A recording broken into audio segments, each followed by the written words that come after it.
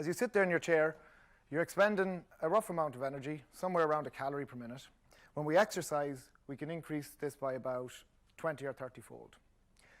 As you sit there, your muscle contributes about 30% of your energy. During exercise, it contributes about 90% of your energy. So it becomes the major site of where we burn carbohydrate and fat. And when we eat a meal, about 80% of the energy that's ingested in that meal is distributed to the muscle. In other words, when muscle begins to fail or when we develop problems with our muscle, it's not surprising then that we develop a range of diseases associated with that. There's two things that have happened in modern science that have unintended consequences in terms of the way that muscle functions. The first is automation. So in modern life now, we're predisposed to being physically inactive. We spend a large amount of our time in a sitting position. So even if we do a half hour of purposeful exercise first thing in the morning, we spend about 90% of the next 15 and a half hours of waking, we spend that time in a seated position. So one of the problems with sitting is that it's an independent risk factor for a majority of diseases. In other words, even if you do exercise first thing in the morning or last thing at night or whenever you exercise during the day, if you do it in a single bout and you spend the rest of your day sitting, you might be called what's classified as an active couch potato. So potatoes don't have much use for muscles. And so if you look at someone like this, and we tend to associate inactivity and inappropriate diet with an increase in size, in actual fact, the muscles of individuals such as this guy on the couch are actually getting smaller and smaller and working less and less. The second major thing that modern science has delivered us is medication. And as a result, we're living longer and longer. So we have a worldwide aging or graying population. And if you look at the yellow segment on those pie charts, that represents the numbers of people who are over 65. So at current projections, sometime after the year 2050, the numbers of people who are greater than 65 years of age will exceed the numbers of people who are less than 15 years of age for the first time in human history. However, with aging and with extended lifespans, due to this improvements in our medication, unfortunately that's associated with chronic diseases. So in data from the US, adults aged over 65 years, the current numbers would suggest that 92.2% of those individuals have one or more chronic diseases. So although we're living longer, we might not necessarily be living healthier. In this case, chronic diseases were defined as the usual ones we tend to hear about: hypertension, coronary heart disease, stroke, cancer, and so forth. But there's one disease that's not mentioned here that I want to talk a bit more about today, and that's sarcopenia. So sarcopenia is defined as the age-related wasting of muscle. And the word comes from Greek, which means a poverty of flesh. But it also means a poverty of strength. So we lose muscle mass and we lose strength as we age. And there's no way, it's inescapable. It's a fact that happens. After about the age of 30, we lose 3 to 8% of our muscle every decade. Keep that number in mind because I'm going to come back to it. So every decade, we lose somewhere between 3 and 8% of our muscle. On the right-hand side, in the second figure there, you see the appearance of the thigh muscle of an individual, a cross-section of their thigh.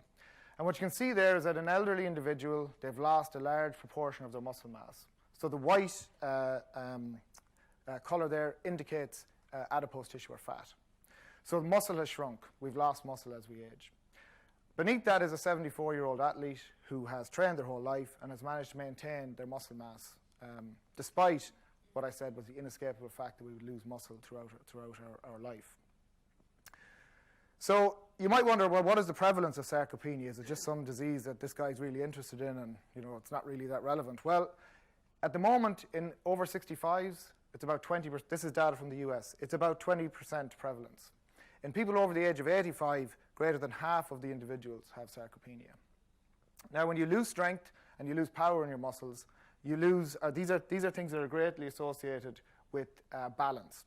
If you lose your capacity to balance, you're more predisposed to falls and fractures. So this loss of muscle mass is a strong risk factor for frailty syndromes, for loss of independence, and for general ill health as we age. We don't have any figures for Ireland, but what we do know in Ireland is that there's another part to this story, which is disease-related malnutrition. And this might surprise you, but in Ireland at any one time there's 140,000 people who are suffering from disease-related malnutrition. That costs about, in direct costs, about 1.5 billion euro to the Exchequer. And you might think, well, how much does that mean? You know, what kind of disease is this again? That's more than the direct cost of obesity. So this is an invisible type of disease. Disease-related malnutrition, very strongly associated with age-related muscle wasting. So why is strength important? I mentioned the incidence of frailty and loss of independence. If we look at individuals who are either over 60 or under 60, and we look at their strength, so their whole body strength, 3 colours here represent weak individuals, the average individuals, the strong individuals. If you look at the 2 red bars, what you see there is that as we age, so the over 60s, they have a 4 times elevated death rate compared to the under 60s. So that makes sense. If we're a little older, we're more likely to die. However, on the right-hand side, if you compare the green to the red, the stronger that you are, so the strongest third of the population, have half the death rate of those who are weakest. In other words, if you preserve your muscle mass, you have a greater chance of living that little bit longer. Now, why would that effect be so obvious? And why would it be of relevance to something like cancer? So are there other diseases that sarcopenia or muscle wasting relate to? And there are. So all of these diseases listed on this slide coincide with muscle wasting. So in each one of those, when the disease manifests itself, it's also associated with the loss of muscle mass and therefore a loss of independence. The one I want to focus on is immobilization and bed rest. So if you take young, healthy males in their 20s, student population, and you've probably heard of this 10,000 steps that you need to do in any given day in order to be healthy. If you take people who are making those 10,000 steps and you reduce their activity by making them take elevators, making them take escalators, pushing them around in wheelchairs, making them sit a lot more, if you reduce their number of steps to 2,000, they lose about 5% of their muscle mass in the space of 14 days. So I said that usually we lose about 3 to 8% per decade over the age of 30. These guys lose 5% of their muscle mass within 14 days.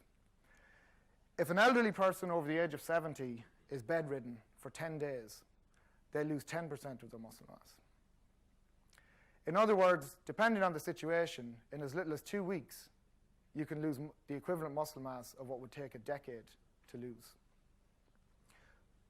So we want to avoid these things. We want to avoid mobilization, we want to stay active, and we want to avoid bed rest where possible.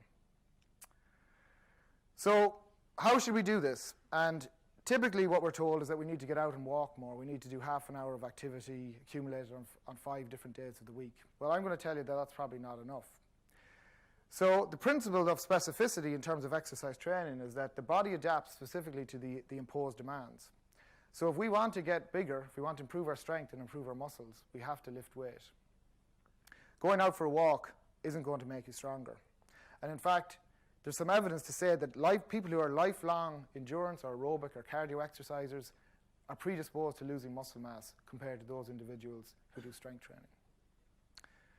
The other interesting thing is that when it comes to diseases like diabetes and obesity, the most recent evidence would suggest that it's combined endurance and aerobic exercise that works. You shouldn't just be doing one or the other. There should be a combination within there. A second principle in exercise training is the principle of progressive overload. And this is Milo, the wrestler, 2,500 years ago, a famous Greek wrestler. And the story goes that in order to develop his strength as he grew, he used to carry a calf around from a young age. So he carried it every day, and as the bull got bigger, he got stronger. I don't know if this is true, but the point is that each day he pushed himself a little bit harder, and his body adapted accordingly. And that's what an important principle of the way we exercise. So then the question is, if an adult is old, or in this case they're over 85 years of age, if we exercise train them, can they actually make improvements? So on the left-hand side, what you're seeing there is pre and post, and what you're looking at is the cross-sectional area. And in this particular individual, that person's muscle in their quad, again, in their thigh muscle, has increased by about 44%. On the right-hand side, you're looking at their improvement in strength. It's improved by about 50%. That was after 12 weeks of training that focused on the quadricep muscles in 85-year-old individuals. So in this case, the muscle wasting could be reversed. In other words, we've reversed the aging process. So how should we exercise then? Do we have to go to a gym? Do we have to invest in expensive equipment? Something we're excited about at UCD at the moment is using bodyweight exercises. So these are exercises that you use your own body weight in space to provide a resistance against your muscles. So I'll give you two little studies that we've done right now. We took young college-age males again, obese and overweight, and we trained them for 6 weeks, 3 days a week, half an hour each day, and all they did were these body weight type exercises, no equipment. After the 6 weeks, we saw about a 3% improvement in muscle mass, particularly in the legs, and we had that holy grail, they lost a small bit of fat as well. They were young individuals. In older adults, starting at the age of 55, but of a mean age of about 63, we see the same thing after 12 weeks. Body weight only exercises 3 times a week. We see about a 3% improvement in their muscle mass. So improving muscle mass is one thing, but these exercises are very similar to things that we do in everyday activities. So we lift things above our head, we get up off the ground, we get up out of chairs. So these are what we call activities of daily living. And one of the major predictors of loss of independence is when an older adult can no longer do these activities of daily living. So we're excited now to begin to look at these bodyweight exercises and how they might improve the overall health and functional capacity of older adults. So I suppose the last thing I'll say is that in the case of sarcopenia, or muscle wasting, you don't just wake up one day and have this situation. It's a continuum, progresses over time. And so I was talking about those bodyweight exercises being able to increase muscle mass. But if we can just delay the aging process, so if we just maintain muscle mass rather than actually having to improve it, that in itself will have benefits to their overall health. So my simple message is this. We need to prescribe exercise like we prescribe medicine. So we shouldn't just give everyone the same medicine, we should treat the individual, and we should treat the condition. So going out and doing 30 minutes of walking every day might not cut it when it comes to people who have age-related muscle wasting. So in other words, what I'd say is use it or lose it, because muscle matters and only the strong survive. Thank you.